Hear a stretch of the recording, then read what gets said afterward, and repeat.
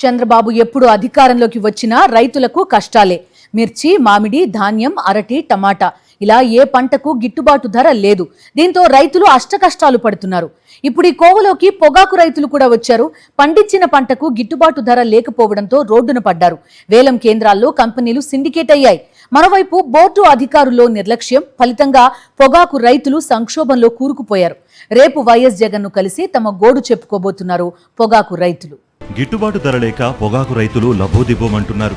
కొనుగోలు కేంద్రాల్లో సాధారణ రకం పొగాకు ధర కేవలం 160 రూపాయలు మాత్రమే పలుకుతోంది.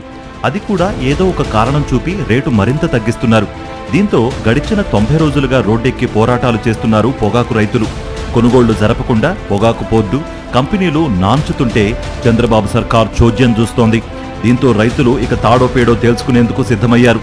28వ తేదీ నాటికి పొగాకు కొనుగోళ్లు చేయకపోతే 29న జాతీయ రహదారులను దిగ్బంధిస్తామని ఒంగోలులో రైతులు హెచ్చరించారు. అప్పటికీ స్పందించకపోతే వచ్చే నెల 7న చేలో అమరావతి కార్యక్రమం చేపడతామన్నారు. ఈలోపు ప్రతిపక్ష నేత వైఎస్ జగన్ను కలిసి తమ గోడు వినిపించేందుకు సిద్ధమవుతున్నారు పొగాకు రైతులు.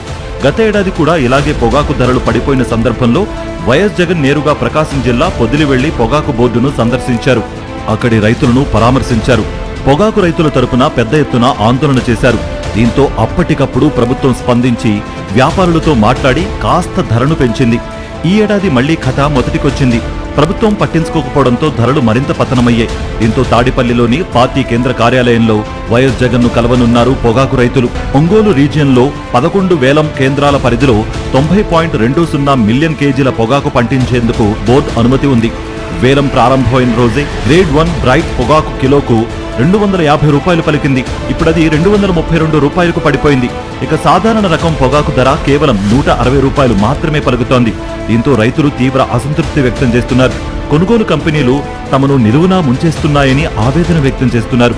కర్ణాటకలో గ్రేడ్ 1 పొగాకు కిలో 320 నుంచి 350 రూపాయల వరకు పలుకుతోంది. కొన్ని కేంద్రాల్లో 500 రూపాయలు దాటిన సందర్భాలు ఉన్నాయి. ఏపీలో మాత్రం పొగాకు రైతుకు తీవ్ర అన్యాయం జరుగుతోంది. ఇదంతా పక్కా ప్లాన్ ప్రకారమే జరుగుతున్నా చంద్రబాబు ప్రభుత్వం మొద్దునిద్ర వేడటం లేదు. వైఎస్ జగన్ రంగంలోకి దిగితే తప్ప తమకు న్యాయం జరగదని రైతులు భావిస్తున్నారు. మరిన్ని అప్డేట్స్ కోసం ఛానల్ ను సబ్స్క్రైబ్ చేయండి. నోటిఫికేషన్స్ కోసం బెల్ ఐకాన్ పై క్లిక్ చేయండి.